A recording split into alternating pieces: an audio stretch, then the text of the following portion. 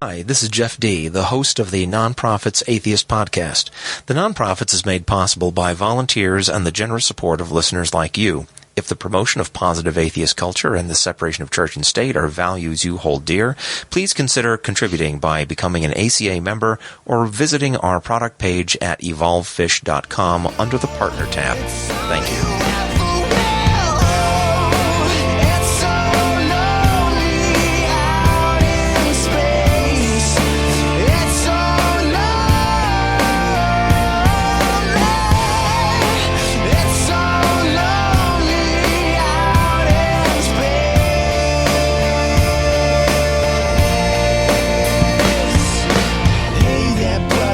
Don't you know the guy upstairs left us years ago? So there ain't no fate except the one you make, and there ain't no hell except the shit you take every day. So don't tell me life doesn't hurt and that you don't need the people cause you've got your church. You gotta take your head out of the sky because there ain't nothing there but the satellites. And we are the Non-Prophets. I'm Denis Loubet, and along with Jeff D. and Russell Glasser, we'll be your guides throughout the tour. As you can see, we're coming to you live from the picturesque Austin Free Thought Library in beautiful Austin, Texas, on this lovely spring evening of the 19th of April.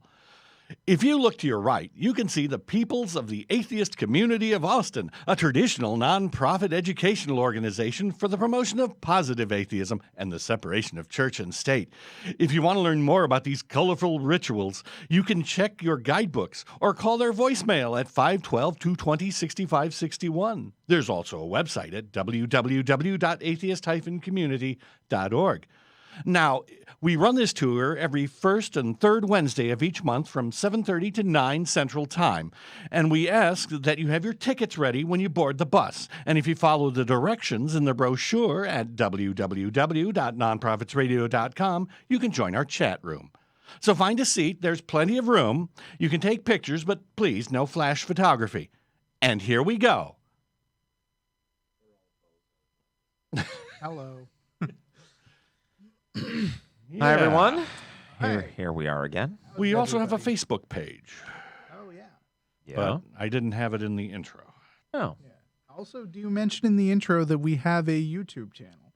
Ah, gosh, there's more things to mention in the intro now. Okay.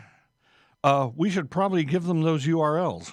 We should. We should. I was told that our right on the tip of my I was told that our YouTube account is Real Nonprofits, I guess, although I do not know YouTube well enough. I mean, I know YouTube, but I don't know it well enough to be sure if that is a way to... Does that mean we're really the non-prophets, or does it mean we're really non-prophets? Extra non. Extra non. Well, that's what you order at the Indian restaurant. Right. Of course. All right. Yeah, our Facebook page is www.facebook.com/the-non-prophets. Mm-hmm. Is that our... There's two things. There's the fan group, and then there's the page. All I think you gave is us the page. Yeah. But you could, if you search for non-prophets, you'll find also the fan. Wow. The fan group. I have to have a huge section of where just URLs, where you can do fun things like send Russell ideas for stuff to cover in the news segment. You certainly can, Jeff, as well as if you are on Twitter, you can tweet anytime during the week with the hashtag #NonProfitsNews. Dun dun dun. Well, all right. So it's another show. Yeah. So how's everybody been? The first. How's everybody been? Yeah. Just fine. We never ask that. We always how have you been? Since this Dennis? show is a cult of personality. Since Dennis seems to have jumped in first to volunteer how he is. How are you? Fine. I've finished my cardboard heroes. So. Good.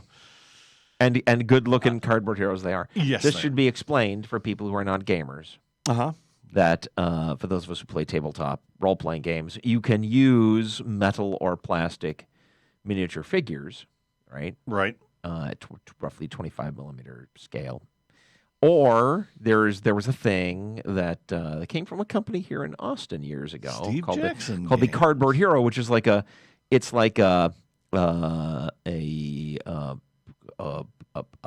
piece of artwork on heavy stock cardboard. You fold it over; it's got a front view and a back view of the guy, and you put it in a little plastic base, and you use that instead of a miniature figure, and it's significantly less expensive. Right. Right. Right. And it's already painted. Right. Well, it's in It's color. already in full color. Yeah. Other companies have done similar things, both in color and not in color. Mm-hmm. Yes. But now that when I first did them, the printing was such that most of the detail went away in the dot matrix printing method. But now with computer printing, it's like, man, all the detail shows up. So now I have to go into all sorts of extra horrible detail. Oh, not neat. Well, yeah, they're still only going to be an inch tall. Yeah, so that's true. Right. it's not that extra horrible. I myself have been finishing up various projects. The Mighty Protectors, the 3rd edition of my superhero role-playing game, Villains and Vigilantes, is Cool. a pre-release version went out to the Kickstarter backers, and we've gotten a bunch of feedback, and I've incorporated that feedback and pulling the bits together, and very shortly we'll release a second pre-release, I think, to get people playing, and I'm very far along the artwork there too, so the physical books will follow shortly. Cool. And Russell? Well, I've been working on projects for big faceless corporations. Cool. They have a face. You just don't like to say who they are because Well, they might I will not say like that, you to mention that you work for them. Faceless. well, they're okay if I mention that I am not a representative of Right. the company. But if you happen to be a player of the game Hearthstone and you pull it up on your phone, you may notice there's a new button in the corner. And you made that button? Basically. And right now, the button does jack squat for most people. But if you happen to be, we tested that button and what it's supposed to do in the long run when we unroll this feature, and it worked great last night for the people who showed up.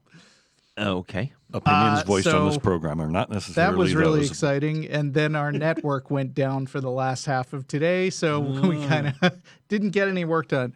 Also, the terribleness of Texas sex education has come to my attention again because it's that time of year for my son, who's now a freshman in high school. Oh, great. In fact, I was talking. I'm gonna repeat a joke for people who aren't on my Facebook feed, which is most people, I assume. But I was talking to my dad last night, and I told him about this terrible sex education that he's going through. And then I said, "Oh, by the way, he's also about to start driver's ed." And my dad said, "Oh, well, that sounds worrying. Have you considered teaching him abstinence?" Yeah. Sex is bad, okay? Yeah. Texas sex education is bad. There's been a lot of Texas educate. There have been some Texas education news in the news lately. Yeah. Anything newsworthy for this show? For this show, Yeah. Aren't they doing I can something only- evolution-wise? I have to say that education. Yes, they Facebook are. recently added this feature where you can automatically be following the Facebook announcements of all of your political representatives, Okay. which means I That now doesn't sound fun at all. it's not because Oh. our governor Yes. is one of the dumbest Christian idiots ever to serve in government in any capacity, if he actually believes the crap that he's posting and isn't just putting this stuff up there as red meat for the dwindling number of right-wing voters. Yeah. Yeah, it's like almost every single post is religious in nature. Who are we talking about? Our governor. Governor Abbott? Greg Abbott, That's is correct. it? Yeah. Okay. Well, that So, sucks. on the other hand, the fun thing is you can post on those threads, and so I've been enjoying watching the extremely intense backlash against him every time he posts, that sounds and enjoyable. joining in, if I have something to contribute. So, Nice. so that's fun. Yeah. But you wanted to know specifically what the Texas Board of Education is doing, and I will tell you because it's right here in the Texas Tribune. Okay. The State Board of Education will take a final vote this week on whether to modify language in high school biology curriculum standards that would require students to challenge evolutionary science. This week's meaning what? Well, this week's State Board of Education debate about high school biology standards and governing how to teach students about the theory of evolution could come down to a single word: evaluate. At a February meeting, board members took a preliminary vote to modify the curriculum standards and keep in language that would require students to challenge evolutionary science. Republican board member Barbara Cargill, who led the charge to keep in the controversial language, has said requiring students to evaluate certain biological processes is necessary for thorough biology instruction. Critics The say, same way that when you're learning, say, American history. Oh, it's a bad example because this is exactly true. We're going to do that. When you're learning Evaluate mathematics, gravity. Yeah. yeah. When you're learning physics or mathematics, you need what students need to do is they need to question whether 2 + 2 really equals 4. Right. yeah, or Evaluate. I mean, that. you're in high school, so they should vigorously debate whether a square root of something is really. There's a level on which the idea of having kids spend at least a little bit of time finding out that what they're being taught really is true. Right. That has sounds value. Sounds like a good thing, but when sensible. it's coming from, people who are outspokenly doing it for religious purposes, then seems like not the right time. I mean, there's nothing because wrong the question with, is how that will be implemented. There's nothing if they get wrong it with in. allowing people to critically evaluate specific things, but the issue appears to be that the students are required to evaluate certain things, which is, I mean, if a student wants to question why this method of adding square roots together or whatever really works, they're free to. But if the curriculum required that, let's say, the teacher spend a certain amount of time just fostering arguments about this thing, it wouldn't it wouldn't shed any light on the process of math specifically. In fact, I remember, Jeff, you and I, were you also in that 2003 hearing where they were going after evolution? I didn't No, go. you weren't. It was me and Martin and some other, a number of other people. I forget what I was doing. And the Texas Freedom Network, a bunch of those people. Because this stuff keeps coming up over and over again. Back then, it was teaching the strengths and weaknesses of evolution. Right. And one of the people who had showed up, I think from the National Center for Science Education, made this great point, which was he said that, if we have inaccuracies in our textbook, then we should take them out and not use them. But what the critics of evolution are doing is a lot more weaselly, which is that they want to require this stuff that they consider to be incorrect information to remain in and then require people to criticize them. And so it gives an official platform to their non-scientific garbage. Yep. Basically. Right. So I'm just going to read through some more of this. Sad. After the board voted in February to put a few of these controversial standards back in the TEKS, which for those of you not in Texas, that is the mega standardized test that all students have to go through at a certain point. Let's see. They did it to cut down on. Sorry, I'm just reading through exactly what the deal is with this evaluate word. The first standard asks high schoolers to compare and contrast eukaryotic and prokaryotic cells to, quote, evaluate their complexity. Oh, for which is God's sake. One of those terms So to speak. that people slip in because they've made up this sort of scientific sounding jargon Right. that they use to make charges against evolution. Yeah, I don't know. evaluate It's the just a mess. complexity of my Yeah. shuffled deck of cards, you Yeah. cards. Right. Read into the record these stock quotes from creationist literature Yeah. at this time. Yeah. Right. Okay. Well, Yeah. so does it look like they're going to get their way on this one? Or what? Are there hearings?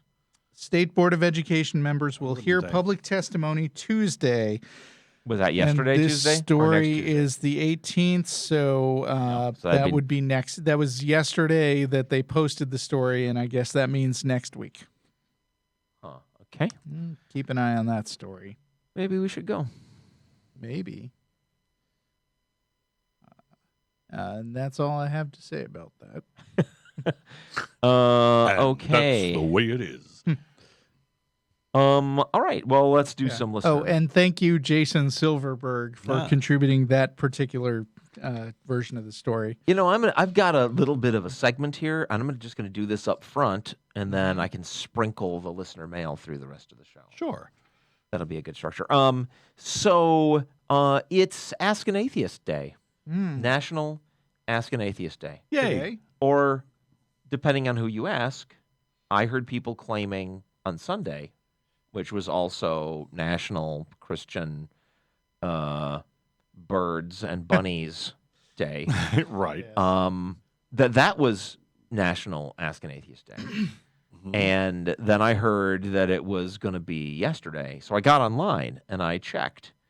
And even just limiting my web search to 2017, I got various websites claiming that that day, the National Day for Ask an Atheist, Yeah. is anything from last Sunday to the 21st, 2 days from now. Is it Wow. definitely this That is week? a 6-day span. Or is this one Well, of those things like it's Call in it Ask an Atheist in the Week. lead up to 2015, everybody was think- posting, today is the day Marty McFly traveled to the future. I think we are faced with, a choice of at this point either going ahead and spawning off a number of different atheist denominations, each of which observes National Ask an Atheist Day on a different Right. weekend. Those that get it wrong, of course, they Heretics. don't get to spend eternity with Hitchens, or we should just say screw it, it's a week. Right. Yeah. And then hope that the sites that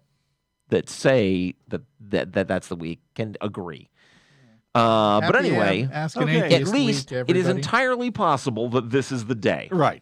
Now, the problem with this, as far as our show goes, is we either do not have any Christian listeners, or we neglected to ask them to send in questions. Right. Or both.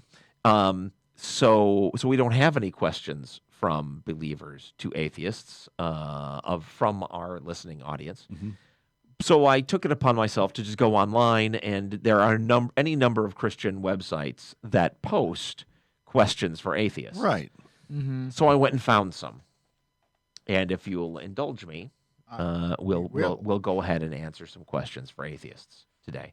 Now, Some of do this it yourself. material, That means it'll be self-indulgent. some of this material is going to be extremely Basic. stuff you've heard a million times before. But there's a couple of maybe some slightly new points in there. Okay. And also, I found the general presentation of this to be extremely infuriating. So we'll see how long it takes you guys to figure out what kind of crap they're up We to. can last. This is from the Ravi Zacharias Ministries page. Oh God, he's especially obnoxious. Yeah, isn't he? One, questions for atheists. One, if there is no God, the big questions remain unanswered. So how do we answer the following questions? Uh-huh. Okay. What? And so this is that's supposedly one question Yeah. stated in the form of a statement. Yeah. And then it's followed by the rest of the question, which is a bunch of other questions. Uh-huh. Why is there something rather than nothing? See, I kind of actually like that because it gives us more. There were only 6 entries. Right. But this one, the very first one, is a number. There's going to be a lot Sure. of them. Okay. Why I is mean, there something rather than nothing? So, I mean, just real quick, if I can step in, or do you want to read them all into the record first? No, we can. Let's tr- do we 'em- can. let's we do can. 'em thing by let's- thing, I yeah. think since they've broken it Right. down into individual questions, you can take them one by one. So, Because if there was nothing, we wouldn't be asking this question. There's a glib response. his phrasing is, again, if there is no God, then these questions remain unanswered. Uh-huh. Yep. So his solution to having an unanswered question is to make up an answer. Yeah. And dress up this as if Yeah. that was a solution to the problem. Right. Right. And I mean, if there is a God, the question just becomes, why is there a God instead of nothing? Yeah. Right. Why is there a God instead of no God? Right. So, I mean, I propose that Ravi Zacharias should answer that question. Yeah. So sometimes it's true, big, complicated questions do not have answers that we know. Right. Just because. And Just- that's no indication that we'll never know. Just because there is not yet a non-superstitious answer does not mean that there will not be a non-superstitious answer. Nor does it mean that the I should- superstitious answer has any merit. I Right. should have read this bit of it in its entirety because he does Yes. go on.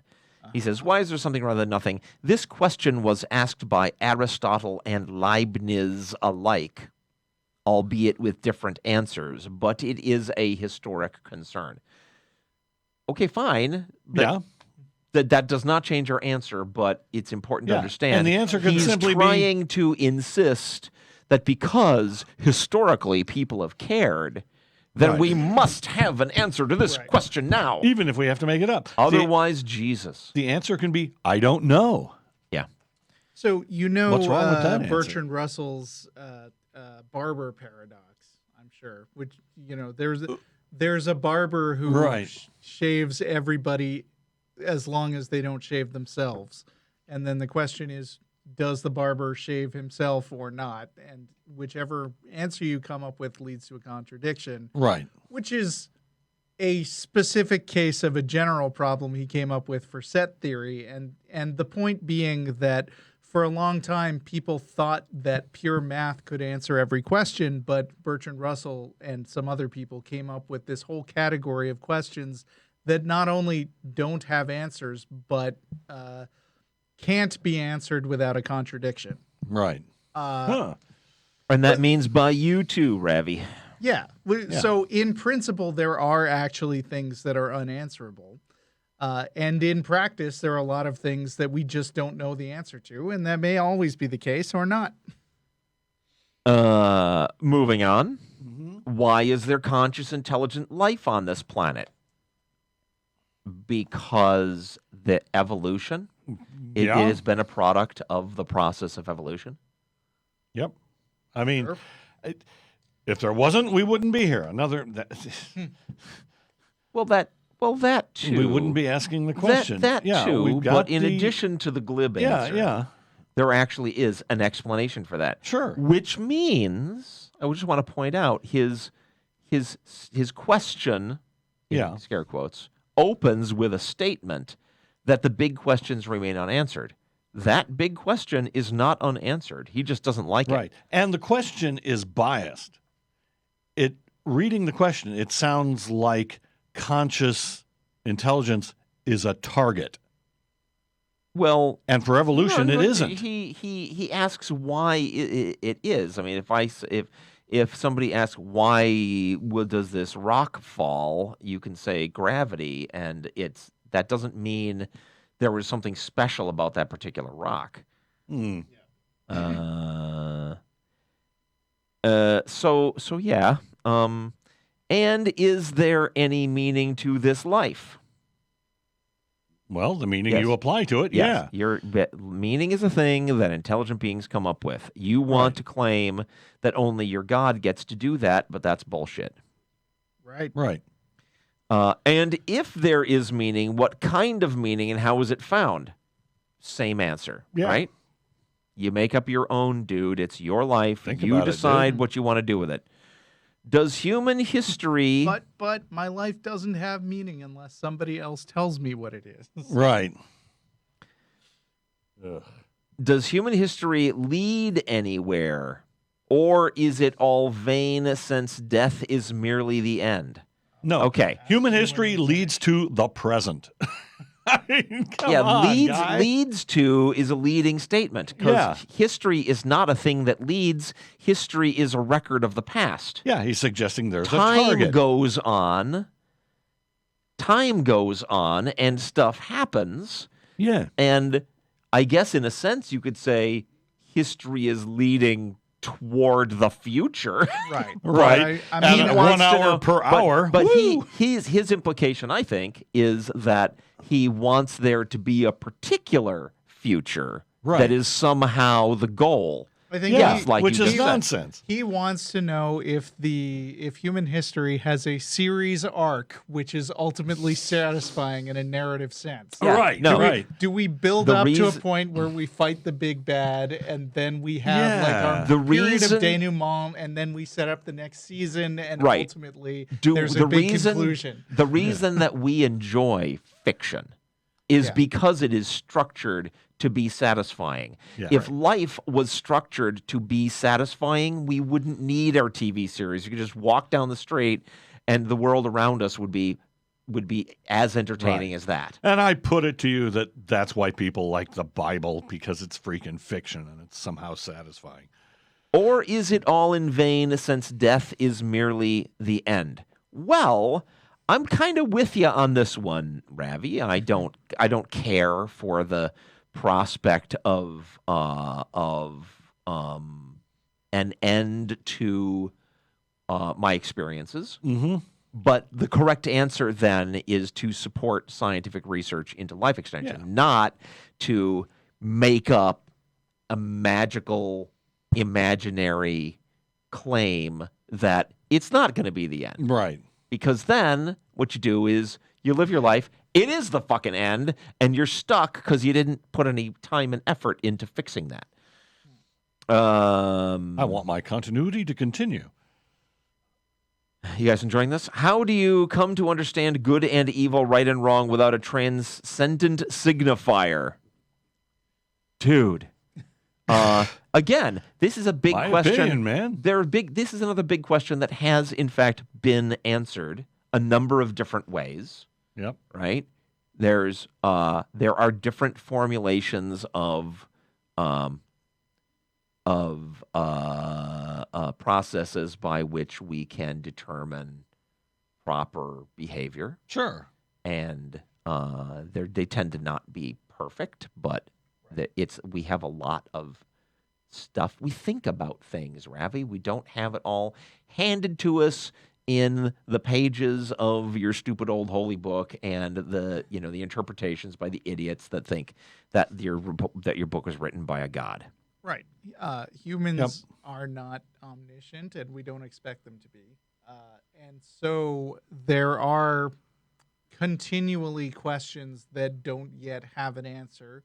And one of the things that we do to cope with that is come up with things like science, which gives us a systematic way of answering unanswered questions. Yeah. But at any given point in history, there's going to be a certain amount of stuff we don't know.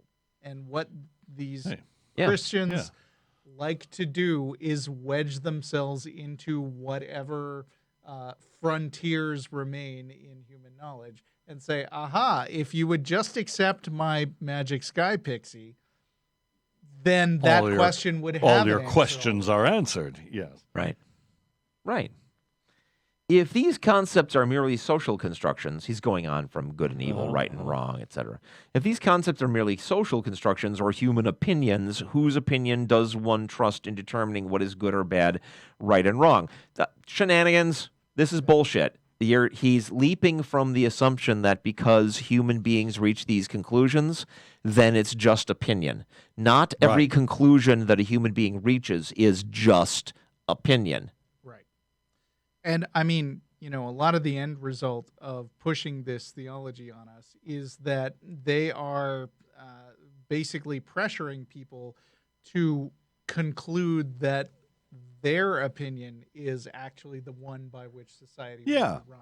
And Right. By picking a crusty old book and saying that's going to be the source, they can then pretend, or think they can, that it's not opinion. That's from the invisible friend in the sky. Because we are above these so-called social conventions, and our opinion just happens to be the one. We are only following orders. In tune with the almighty creator of the universe, which is nonsense because they still have to demonstrate that. And they have to go through the Ephro dilemma. Right? And once again, his opening statement at the beginning of this question is shown to be bullshit because the people have, in fact, wrestled with these things. Yes. And there are answers to these big questions. He just doesn't like them. Finally, ending the last bit of question one. Okay. If you are content within atheism, what circumstances would serve to make you open to other answers? Evidence. I'm already open to other answers. Yeah. It's just that people like this do a shitty job of trying to present these other answers by dancing around with these questions. You'll never present evidence. How come you don't present evidence? Nice way to poison the well by insinuating that the only reason we don't agree with you is because we are not open. And what would be your response if we turned the question around on you, jackass? Well, he'd just say God, God, God, God, and God. Mm-hmm. Right. But what could change your mind? Well, nothing, I'll bet. Of course. Typically that is the response you get. Yeah. I mean, it is a secular scientific value of the Enlightenment that you should be open to changing your mind. And I think theists who ask this question aren't actually holding that as values. They're trying to turn that value back on the people who take it seriously when they don't. Yeah. Question 2. They're hypocrites. Question, right? Question 2. If we reject the objection. Yes. Now go ahead. If we reject the existence of God, we are left with a crisis of meaning. So why don't we see? Notice he has begun with another statement. Yes. Reject. Okay. If we reject the existence of God, we are left with a crisis of meaning. Guys, are we experiencing a crisis of meaning? No. So his opening statement is false. He's trying to read into the record an assumption he has to make the rest of to make his actual questions have some teeth. Yeah. Right. So why don't we see more atheists like Jean-Paul Sartre or Friedrich Nietzsche or Michael Foucault? I don't know. How is that even? There was only one of them? I mean... does he define apparently these philosophers are icons of having a crisis of meaning. I don't know. Okay, whatever. I'm not going to claim to know enough about their individual philosophies to say that. He likes the fact that those people were atheists and concluded that there is some kind of crisis going on as a result of it. Maybe. And the fact that not everybody goes that way with their atheism is troubling to him. Yeah, he goes on. These three philosophers who also embraced atheism stated is again believed, reading into the record something you want to conclude. Because he likes where they went. He says that what they were doing was recognizing rather than claiming or postulating. That in the absence of God, there was no transcendent meaning beyond one's own self-interests, pleasures, or tastes. And, of course, the correct answer is there is enlightened self-interest where you recognize as an individual that you benefit from certain conditions pertaining in the world and society around you. And so you support those things that ultimately are for your benefit and incidentally everyone's. The crisis of atheistic meaninglessness is depicted in blah de blah de blah de blah de blah. Yeah, this is just bullshit. Because it's for he's saying you have to be like these guys. You must be like one of these guys that said there was a problem with about meaning. And you're wrong, dude. Yeah, you don't. And they may, those. I'm not a student of philosophy. Maybe you guys can tell me more about this, but I can't even imagine being argued into a position where I suddenly have a crisis of meaning. Right? How do you argue me into that position? I believe that I have the authority to make my own meanings for things, and that is entirely valid. And so you can tell me all day long about meaning not coming from other places, and I don't care. Right. All right. Okay, fine. Question 3. Oh, boy. When people have embraced atheism, the historical results can be horrific, as in the regimes of Stalin, Mao, and Pol Pot, who saw religion as the problem and worked to eradicate it. Wait, okay, so I'm looking at that. Yeah. That is clearly a declarative sentence. Yeah. But he ended it with a question mark. Yes, so he did. Look like and I just want to point out what he's doing here, in case you have not picked up on it. Right. Every single one of his questions opens with a statement where he tries to put on the table an assumption he's got that then we have to operate within. Right. Bullshit. Yeah, we don't. That is not how it works. In other words, now here it becomes an actual question. What set of actions are consistent with particular belief commitments?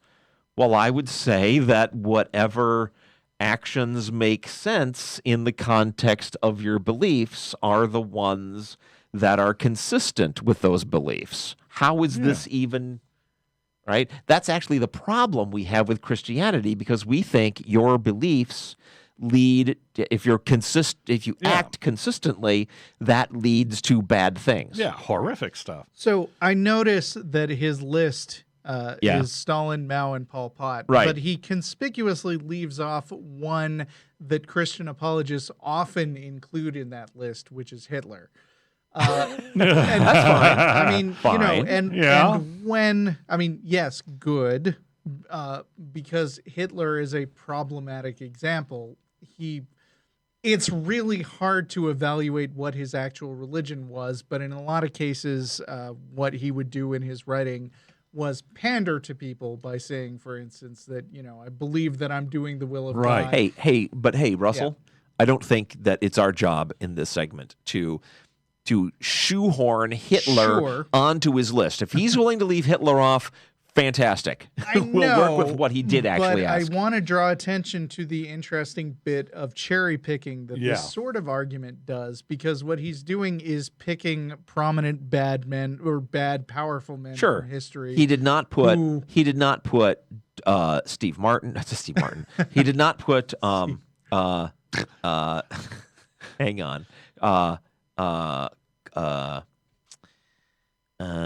Carl Sagan on the list, or other perfectly nice, constructive, positive people who happened not to believe in his shit. Right. Yeah, he is selecting a set of traits, which is A, atheist, and B, not holding to standards of morality, and C, powerful enough to oppress people with them. Okay. And so he's selected some individuals from history that meet those criteria, and then he says, therefore, this causes this. Right. Which is bullshit, because, in fact, you can, even on its face value, you can find people of all different kinds who happen to be atheists. He brings up the question, what set of actions are consistent? The answer is, as far as atheism is concerned, a wide range of different actions are consistent with atheism, because atheism doesn't say anything about how you're supposed to behave. Right. Atheism only says that stuff about God telling you shit, that's nonsense. Right. Yeah. Which is something that atheism doesn't do, but isn't necessarily in that way a shortcoming of atheism any more than the fact that figuring out how to take square roots isn't going to teach you not to kill people is a shortcoming of math. And of course, the elephant in the room of this question is, you say, well, what about Christianity? And all the horrific stuff it does. The only place he can go to from there is actual body count. And, it's like, so let's let it go. It's ridiculous. It could be argued that these behaviors of the regimes in question are more consistent with the implications of atheism. No, they're fucking not. Well, atheism says nothing about what sort of regime you should have. It has nothing. It has nothing about that. It is a stance on the question of the existence of God's period. Now, once you've got that out of the way, there's a lot of different directions you can go, and some of those directions we agree with, and some we don't. Yeah. Right? So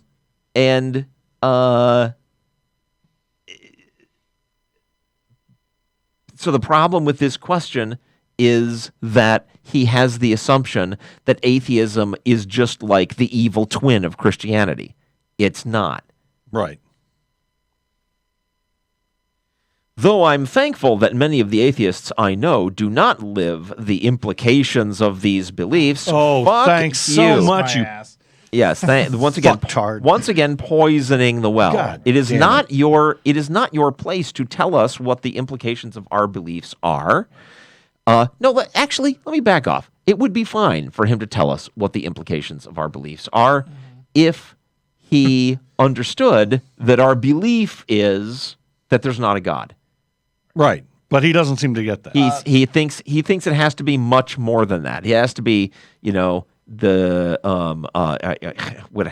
I don't know. He hasn't really spelled out exactly what else he thinks is part of the system. It's not a system. It is a stance on a particular issue which has the benefit of clearing a bunch of superstitious crap out of the way so you can think clearly. Then you might still do terrible things. And as individuals, we're against that. Atheism does not cause those things. Will he accept it if we, in return, draw attention to all the parts of the Bible that say who you should conquer and who you should enslave and how you should treat the slaves, and then assert that because he's not doing those things, he is not behaving in a manner consistent with what he claims to believe. His last couple of sentences in this section are just repeats of the same assumption that, atheists did some things, therefore the things they did are indicative of what atheism is. And it's not. 4. If there is no God, the problems of evil and suffering are in no way solved. Say what? Actually, the problem of evil and suffering is a question about religion, specifically about religions that say their God is omnipotent, omnibenevolent, and is it present? Yeah. Is that the third one? The problem of evil is omnipotent, and omnibenevolent. Great.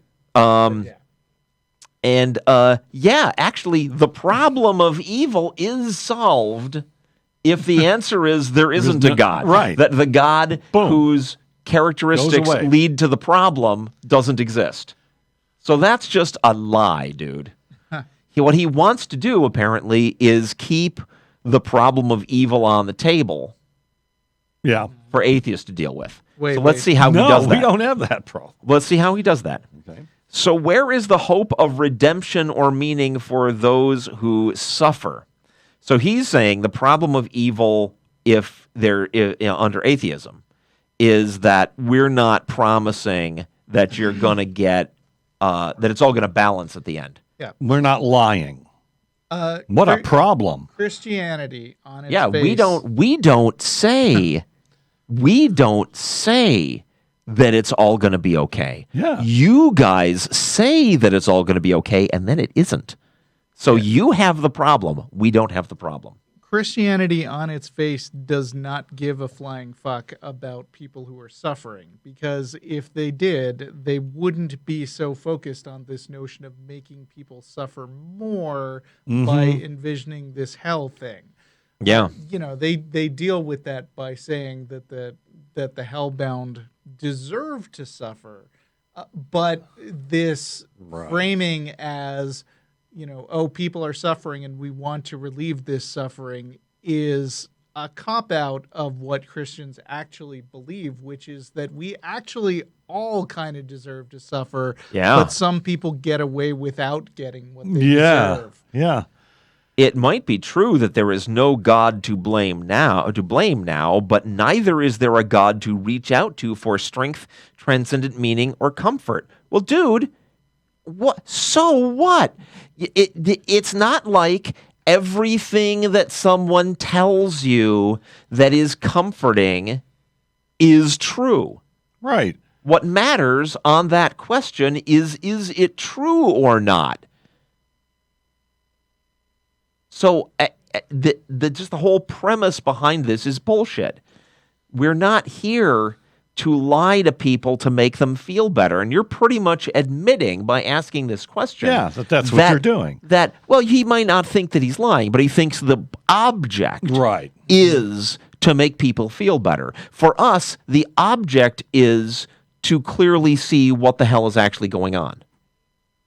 And then, from a position of understanding what's actually going on, we can then make informed decisions and try to optimize our happiness. Yeah. Right? That's what we can do. You want to optimize people's happiness by just telling them shit, whether you can prove it or not. Just cheating. You're doing what you are doing is the equivalent of, a shot of morphine to make somebody happy. Right. It has nothing to do with what is actually going on in the world around them. Why would we seek the alleviation of suffering without objective morality grounded in a God of justice? Reciprocity, idiot. Why would we seek the Good God. What are you talking about? The alleviation of suffering? What does reciprocity have to do with Reciprocity? It's like, well, you don't want to suffer, so it behooves you to make sure that other people don't suffer because you could be one of them. I mean, it's like... Oh, well, I agree with that, on a ethical level. Yeah. I think he's talking about we as individuals, right? Mm-hmm. Why would we... Wow. It's... Because... what? Let me back up a half step because I'm not sure I understand what he's trying to say, but I think you don't.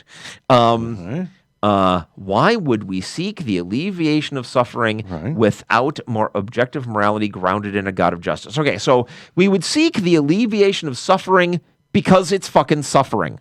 Yeah. Never mind anything else.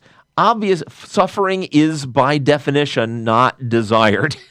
Okay, so that is the why. That is the why. Objective morality grounded in a God of justice has nothing to do with it. Yeah, I have mirror neurons. When someone's suffering, I feel part of it. Yeah, again, I think he's talking about you personally. You're experiencing suffering, and he's asking, why would you, who are suffering, want to alleviate the suffering you're experiencing unless there's objective morality grounded in a God of justice? Which is a very weird question. That second part of the question has nothing to do with anything. Right. I want to relieve the suffering because it hurts. It's a non sequitur. God. Right. It's stupid. We're evolved to avoid pain. As if objective morality grounded in a God of justice makes pain go away. Yeah. It doesn't. Oh, since there's no God, I suddenly become a masochist? At most, if you are experiencing suffering, at most, what will happen if you believe there is an objective morality grounded in a God of justice, at most, that will make you shut up and live with it. Because you think it'll all be balanced at the end. Fixed in the end. Instead of you won't what stand up people should be doing, which is alleviating suffering here and now. Right. Question 5. If there is no God, we lose the very standard by which we critique religions and religious people. What you mean? Wait, say that again. If there is no God, we lose the very standard by which we critique religions and religious people. So what I think where he's going, well, he's going to explain, but I can guess where he's going with this. I can't he's parse saying, that one. He's saying you're making moral judgments about religion. Morality comes from religion. So if you say the religion is wrong, you can't judge the religion because you lose morality. Wah, wah, wah. You're wrong. So the actual question is, so whose opinion matters most? Well, again, just because a thing is said by humans does not mean it is merely opinion. Mm-hmm. You can't get around the fact that things get said by humans, even things in your stupid Bible, dude, because who wrote the words down? People. You're always, folks like you are always leaping to the excuse of, oh, well, God, if that seems a little bit off, it's because of the imperfections of the people who channeled the word of the God. Right? Right. We're just doing the same thing. People can say things that are not just opinion. People don't have to be perfect. Right? They can say things that actually relate to fact. You're saying people can say things that are the word of your God while being imperfect and getting some of it wrong. So the question is, whose opinion matters most? The people who, when their opinions are analyzed in light of the facts, right? Yeah. Their statements most closely match up with a rational analysis of those facts.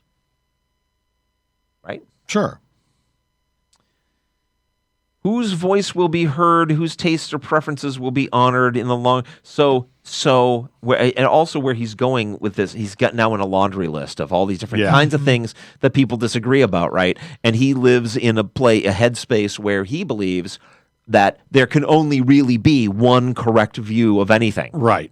Right? The fact is, dude... Black and white. Tastes and preferences, everybody's tastes and preferences will be honored. It's their tastes and their preferences, and it's their business and none of yours. Whose voice will be heard? Everybody's voice will be heard. Not everybody's voice is going to be in charge, because hopefully when people hear bullshit, they'll recognize it. Yeah, they recognize that they band together and say, fuck you, we're not doing what you said. Right? Mm-hmm.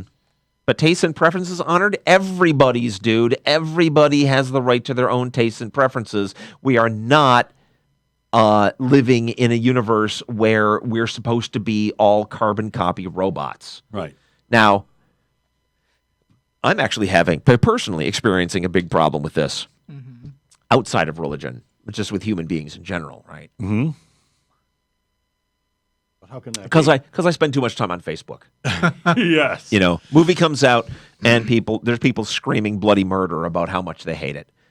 And they seem to think that somehow there is only one correct opinion about anything. Right. That they've got it, and that therefore they are in the right, and they're full of righteous fury about how their opinion of this thing is correct, and they hated it, so everybody else must hate it too, or they're wrong. Right. I don't know what happened to... When I was growing up, everybody understood, right? There's no accounting for taste. Right. You can talk about technical details of a thing, but just because you have a strong opinion about something does not mean you are the dictator of how everybody else needs to feel about that thing. Right. I'm going to caution you, Jeff, that you're falling into the things were better back in my day.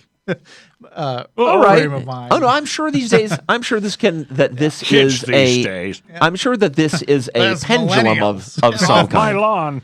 There's nothing magical about back in my day. I'm talking about one detail. Yeah.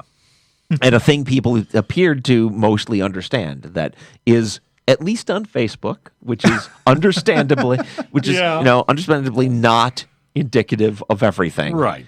But and it started to piss me off. I think what you would have heard on Facebook. Yes, it's if a it fantasy existed land in the 50s. Netflix, of no consequences. Netflix used to have a 5-star scale on things that they showed you, right? You could say, you really didn't like it at a 1. You really, really, really liked it at a 5. You thought it was kind of meh at a 3. You slightly liked it at a 4. And you slightly didn't like it at a 2, right? Right. It's a nice range Sure. of different kinds of viewpoints, including relative ambivalence. Now it's a thumb up or a thumb down. You liked it or you didn't like it. Right. They have eliminated the option. The nuance. Yeah, they've eliminated the possibility of nuance. You are either for a thing or you're against it. And this is a terrible attitude. People, don't be for or against everything. Okay? Because it's not all things deserve either of those extremes Right. for everyone. By all means, be very strongly for things that you personally feel it's important to be very strongly for or very strongly against. Those are the things. Sure, but there's sure. all kinds of stuff where it's just not that big a deal. And you know, Things this where is, it just is seems like an opinion. this is what's happening in our politics where everybody is totally for one side and against the other side. Now, we happen to be in my. I can't talk about that. Oops. Let's just say there are nuanced positions within. Yeah. You know, I'll put it this way: sometimes the governor of Texas posts about things, and I think he's more or less okay on that particular issue. In between all of his religion posts, every Right. once in a while, there's we're going to address this problem. And I look at the problem. It's like, yeah, okay, sure, that's fine, right? Yeah. It's not all everything is for or against. For gosh sakes, I'd like the 5 stars back on Netflix, please. I'm really against how they changed it to just a thumb up or a thumb down. I don't think that. I'm sorry, I went off on a rant. Sure.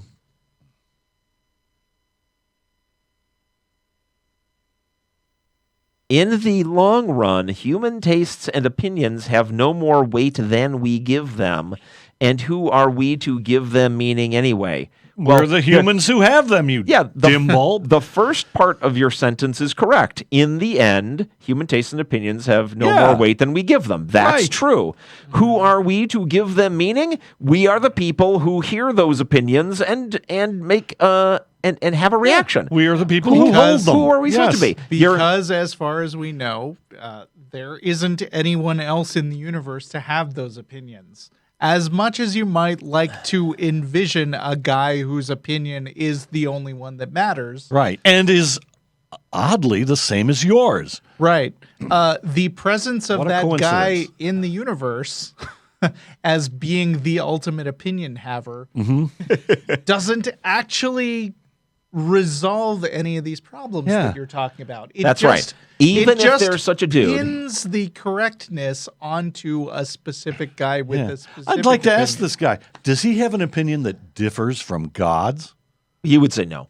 He would say no, and then maybe you would catch him. I mean, he would having say, an I'm opinion a that's sinful different. human. And, Oh, yes, and then he would retreat to that. Right. Right. And the thing is, all beings who can have opinions about things are justified in having those opinions, right? I mean, that's them. That's just an expression of their viewpoints on things. Yeah. So even if there were a universe-creating super entity, that would not deny the authority of each individual to have their own Right. opinions about and things. it's just his opinion that there is a God. If that's not true, if because he's the omnipotent world creator, therefore only his opinion is always right, then that's might makes right, which is wrong. Which is wrong. But he has his opinion is that there's a God. Yes, Yeah. his is. So who is he to But hold that opinion? But he's arguing he is trying to hold out this beautiful vision of a place where everybody thinks the same thing, right? And have that be the carrot that lures us toward his viewpoint. Oh, Ugh. wouldn't it be great if we didn't argue about things? If we Makes all me just nauseous. took the commands of the God and believed and did and said whatever he wanted us to do, And wouldn't that be beautiful and lovely? And the answer is no. that would be horrific. You may as well just have everybody be dead, which is interesting because ultimately they believe that's what will happen. Yeah, Everybody will die and we'll all be in heaven. But they believe we'll continue being alive. But in despite heaven, being the people in heaven will all be the ones who all think the same way as God. Right. Oh, perfect. Yeah. Who is to say that lying or cheating or adultery or child molestation are wrong? Really wrong? Well, us. Yeah, us. And when you say really wrong, dude, what do you mean by really wrong? Do you mean think it's really okay? wrong? I fear very much that what he means by really wrong is all bad things are exactly, equally, absolutely bad Uh-huh. and deserving of death, right? Sure. As a punishment, right? Which you get out of Christianity a lot. A lot. And I'd be Quite really surprised. explicitly on- Be Yeah. really surprised if this wasn't one of those guys. And in fact, that's bullshit, right? Adultery is not as bad as child molestation. Adultery is going. Let's say cheating. He says cheating or adultery, and I'm not sure what he Right. means. Cheating is probably clearer. Cheating is violating an agreement you have with another adult, Right. right? A commitment you have made That's to another why adult. They call it adultery. And that is a bad thing, Yeah. right? It is bad to go Yeah. back on agreements you've made with other adult human beings. Child molestation is raping a child. Those are not equally bad, Right. even though I agree that they're both things that people should not do.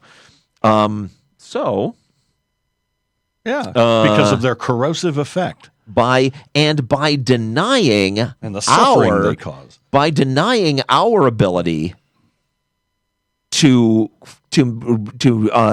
make those judgments, and instead referencing a book which doesn't actually lay out different penalties for different crimes, Right. but instead it has teachings that lead to the idea that if you steal a candy bar as a child, you are just as culpable as a guy who, gasses a million Jews in a gas chamber. Right. Right? That makes you the monster, dude, not us. Okay, where do these standards come from? They come from us talking and thinking about them, sir. Yep. Sure, our It's societies... complicated, messy, and inexact. We'll deal with it. Welcome to real life. Grow up. Sure, our societies might make these things illegal and impose penalties or consequences for things that are not socially acceptable. It's not just all socially acceptable. I don't think murder is about social acceptability. Is it? Is that don't why? know. I think that's about individual rights and not. I would think. Obviously, there's a societal level to the question, but I think I fear he threw that word in there to kind of Trivialize it. it. Yeah.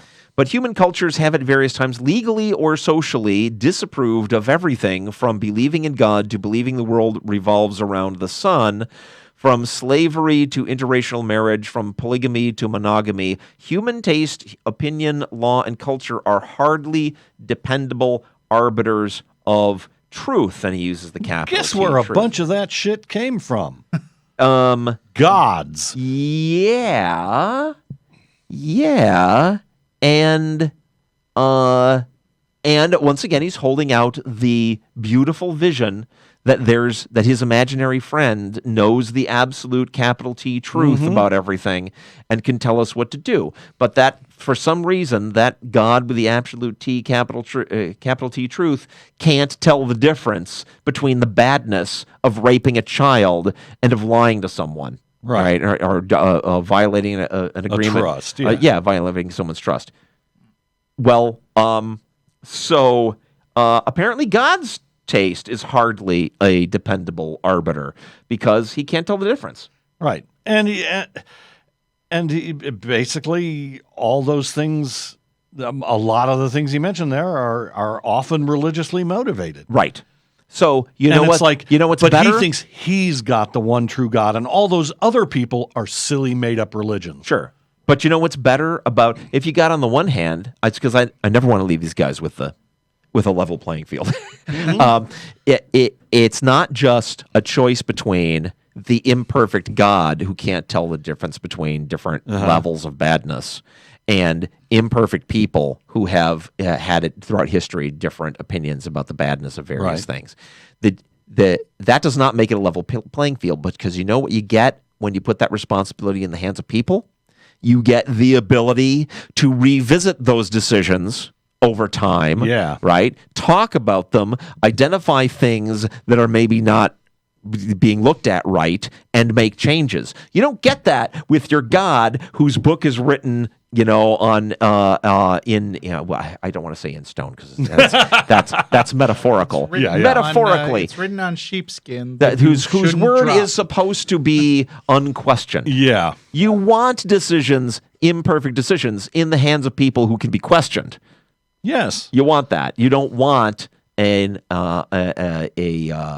a divine, unquestionable dude to be making fucking mistakes. Because what do you do then? Nothing. Sure. 6.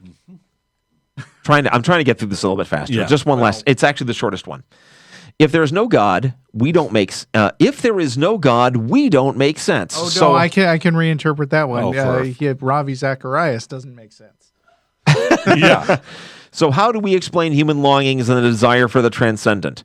How do we even explain human questions for meaning and purpose, or inner thoughts like, why do I feel unfulfilled or empty? Why do we hunger for the spiritual? And how do we explain these longings if nothing can exist beyond the material world? I got a question for you, Ravi. How come if there's no God, how come I like The Expanse? It's not like humans were, the evolution ever factored in that liking the TV show The Expanse was a survival trait. What it means, Ravi, is that your question is wrong. That's not that there is not that what evolution has given us is a wide range of different feelings in different individuals. Right? The capacity for individuals to have different feelings about different things, which is great, because what you want is for everybody to be the same. In your world, The Expanse would either be the greatest thing ever, and everybody would have to like it because God does, or it would be the worst thing ever, and no one is allowed to like it. In fact, liking it is as bad as raping a child because God doesn't like it. Right. And that's you would be executed world. That if you is liked your it. world, Ravi Zacharias. Fuck that. Yes. Yeah. Guys, have anything else to say about that? No. Okay. All right. So there you go. Happy Ask an Atheist week. There you go. All at once. All right. Now, I did ask when you brought this up before the show, should this be a substitute for Shit Internet Apologists Say? And you said no. I didn't realize it would be that long. Yeah. It's not. I think we have taken up a good half of the show on that, and that was basically a prolonged Shit Internet It's a good thing, though. Apologists Say. I like it. All right. Which you are welcome to. I'm just saying, I'm not going to. So why don't you say what that was? That was shit. No, it didn't work. We didn't set it up. Excuse me. That was shit. Internet apologists say. I believe that took. Thank you, Jeff. It You're was welcome. a good submission. Well, thank you. I only brought 3/4 as much material as I normally bring for listener mail. It's just that we really needed to hammer that idiot. Sure. Yeah. Okay. We do have more news this week. All right. Speaking of imposing arbitrary standards on some people, in the second news story we've read on this show, and the second one, which was in fact submitted by Jason Silverberg along with some other people, but the Alabama Senate just voted to allow church to form its own police force. Yes. All right. Now, what exactly is going on? I have seen the headline. I haven't read the story. I have read some of the story. So what is actually happening? Is it as bad as it sounds? It kind of seems to be. So the Alabama Senate voted last week to allow a church to form its own police force. Yeah. I'm looking for the statement where they said, this may not be the best one to read, but the one I was reading earlier said that they are actually empowered to carry around weapons and arrest people. But are they more than just American citizens are allowed to carry weapons around and do citizens arrests? So which I'm not a huge fan of, but there you go. Yeah, are they allowed to do more than just be security guards at a church? Well, they had to have a session where the state legislature voted on it. So but that just could be a zoning thing, right? Like this kind of property with this kind of business on it is allowed to have security guards, and this one isn't. Yeah, well, who knows? Right. Not sure what church police means here. The angel is in the details. If they can wander around the town and enforce biblical law, then we've got a real issue. If it's just security guards, I don't really care. All right. Earlier this month, Alabama's House adopted the Alabama Church Protection Act, which would help religious groups form armed security patrols. It authorizes, and this is a quote, security patrol. Let him read it, Dennis. Any church or place of worship to establish a security program by which designated members are authorized to carry firearms for the protection of the congregation of the church or place of worship. The act also provides limited immunity for members of such a program when they're acting within their duties. What is wow? I totally need to know now. What is the jurisdiction? What limited immunity means? I have pulled up the actual bill. Man, that's so give me a second. I'm searching for the term limited immunity within the bill. Oh no, I have to download a PDF. Okay, wait. That I don't know. Immunity. All right. Okay, wait. A person who uses force, including deadly force, as justified and permitted in this section, is immune from criminal prosecution and civil action for the use of such force unless the force was determined to be unlawful. Prior to the commencement of a trial... Oh, gosh. See, this gets into the whole... This gets into the whole question of, how can it be determined to be unlawful if they are immune from prosecution? Isn't it the job of a trial to determine whether it's unlawful? It sounded a little bit circular. It sounded to me like they were saying, in this document, it says if you're caught with your hand in the baptismal font, then they can shoot you dead.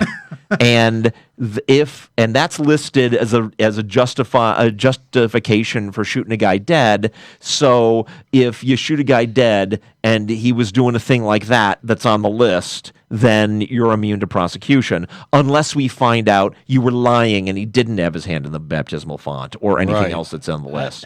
That's what it sounds like. But the thing is, that just gets back into. Well, obviously, what are those I'm duties? trying to read the law here. You're going off speculating, and you could just ask me to clarify. All right, fine. It sounded like it was going to be long, and maybe we didn't want to read it all. Yeah, but we can focus on specific aspects of this thing. A person is justified in using physical force upon another person in order to defend himself or herself or a third person from what he or she reasonably believes to be the use or oh my God, reasonable belief? Uh-huh. Fuck, we can't be having reasonable belief as a standard inside churches.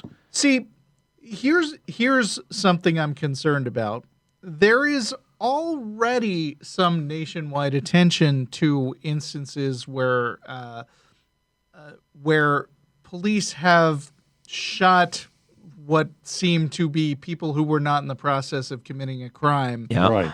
And then when this issue was reviewed, there was no transparency in the review. It was just basically, we've determined that they're going to get to go on a paid vacation, for instance. Yep.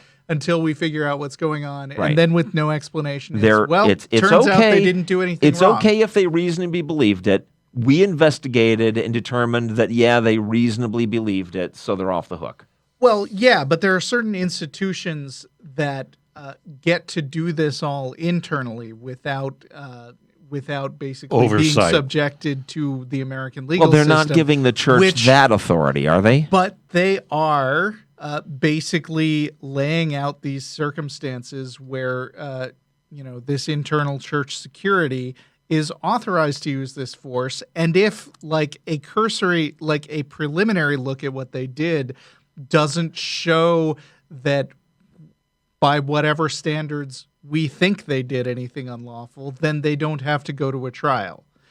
In other words, it provides some circumstances where they are protected from being subject to the legal system that the rest of us have to deal with. But how is this different in that state from the laws on the books in that state about anybody in any kind of situation pulling a gun on another person? I mean, because there are states where What, the stand your where the ground? where the standard is as long as you felt threatened, then it was okay, and nothing can be done to you, right? And we know how well.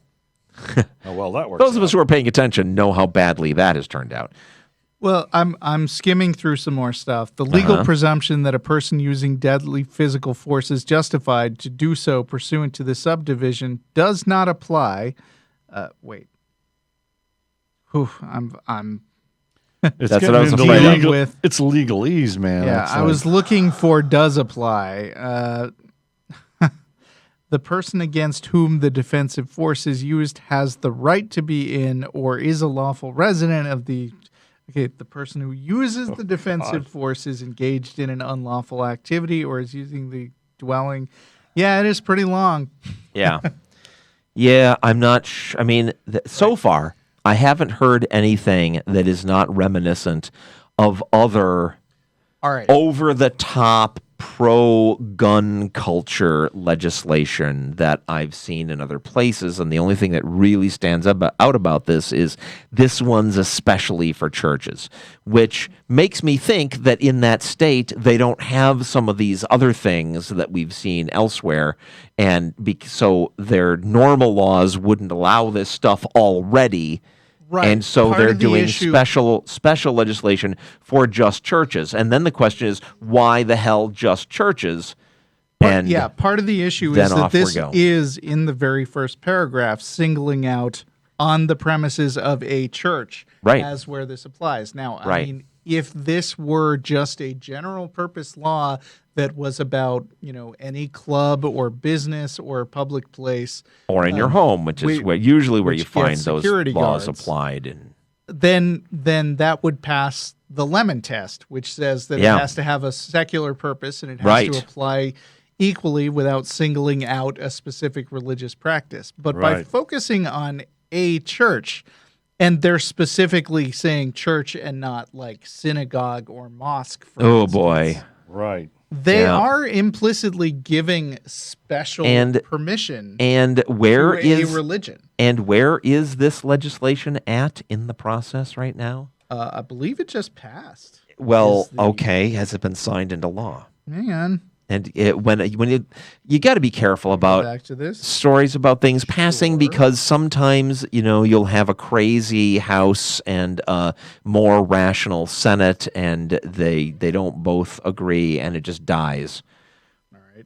The Alabama Senate has It's voted Alabama. 24-4 Okay. to allow a church to form this police force. Yeah. A similar bill is scheduled to be debated in the House on All right. Tuesday. So it's So it has it's gone working through through the process. One of the branches of the and state. and who is the governor of it? Do we know Senators. anything about the governor of Alabama?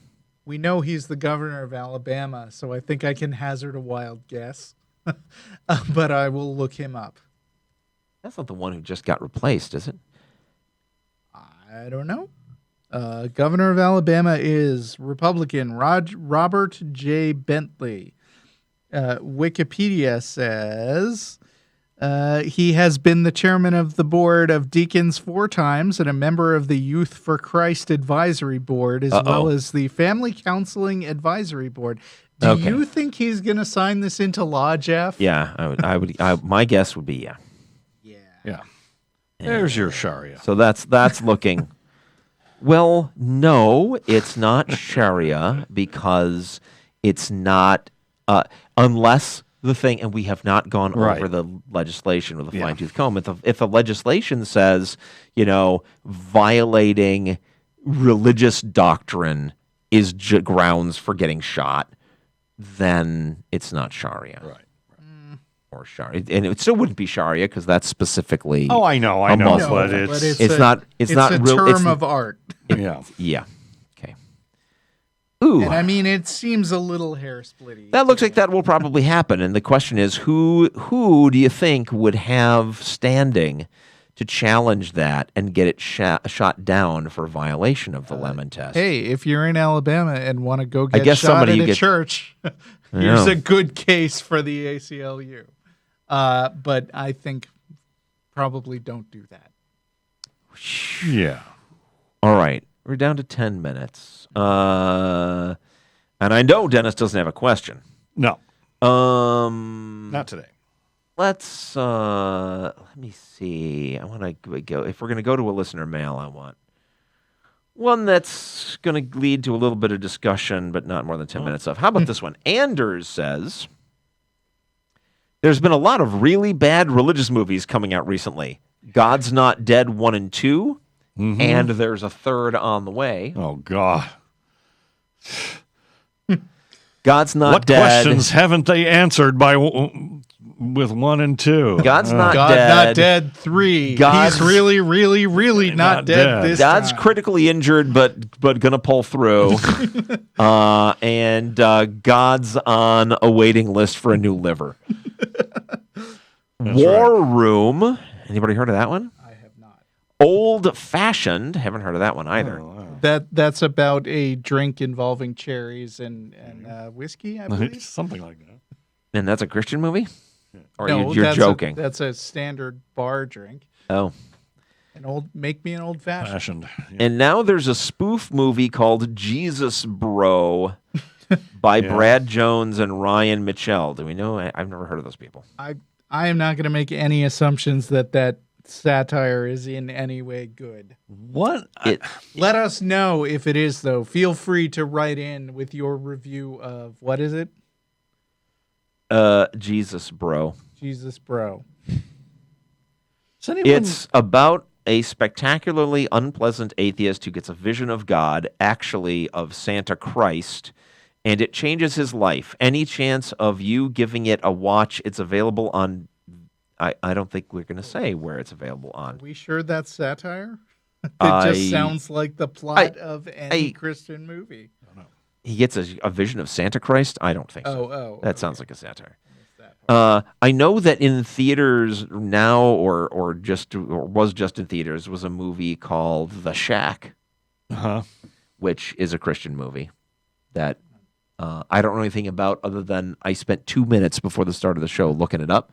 And apparently on this site that it's like does family Christian values reviews of films, apparently it's got some theology in it that some kinds of Christians don't like. Oh. That is not a movie starring Shaquille O'Neal, I assume. That would be The Shack with a Q. I remember a couple of years ago or something, there was a movie that was going to come out with God being portrayed as this abusive father and this that was weird that was a family. foreign film. Yeah, it did come out, and I've never seen it. Okay.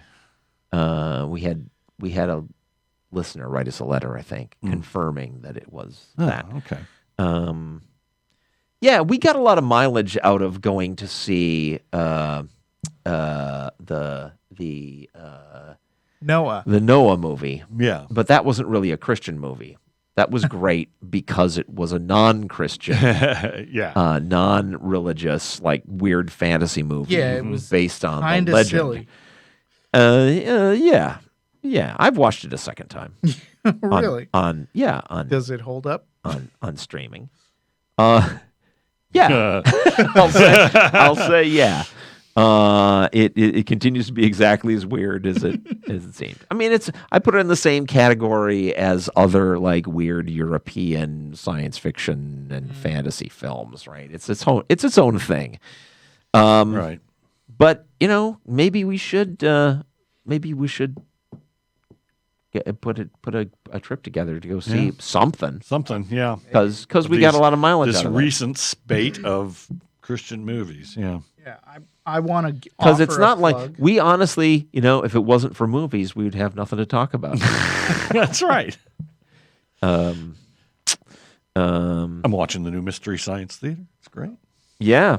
Having fun with my that. My wife, I'm not quite a mega fan enough to, I hear it's good. Yeah, It's just not something I spend hours on. Yeah. But I do enjoy the Riff Tracks live thing that they do from time to time. Yeah. I was going to offer a plug, which is that if you enjoy hearing about bad Christian movies, and if you have the capacity to listen to more podcasts than just this one, because if you listen to just one, it should be the Non-Prophets. But you should check out God Awful Movies. Ah, okay. And they specifically review religious movies. That's the podcast. They have 57 episodes. They're a little blue. They use some swears. There may be some sexual references here and there, but they're loving descriptions of terrible, terrible movies. And I will say, I would be interested if they have gone back and done some of the classics, like the original Ben-Hur and stuff.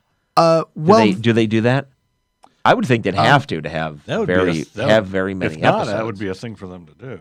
It looks like they just reviewed God's Not Dead last year in August. It seems like the episodes they haven't been keeping up in the last few months. But I will also say that Linnea and I was inspired by their podcast to suggest that we watch Christian Mingle the movie.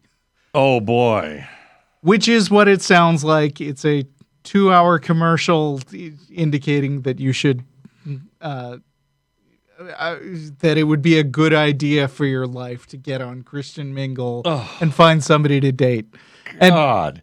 One of the hilarious things I watched from listening to the podcast review of that and then also seeing the movie is that if you're just a regular girl looking to land Mr. Right, but you're not particularly religious, it's a perfectly normal thing to fake being super religious and pretend to go to church and stress the hell out about all the things you don't know about church.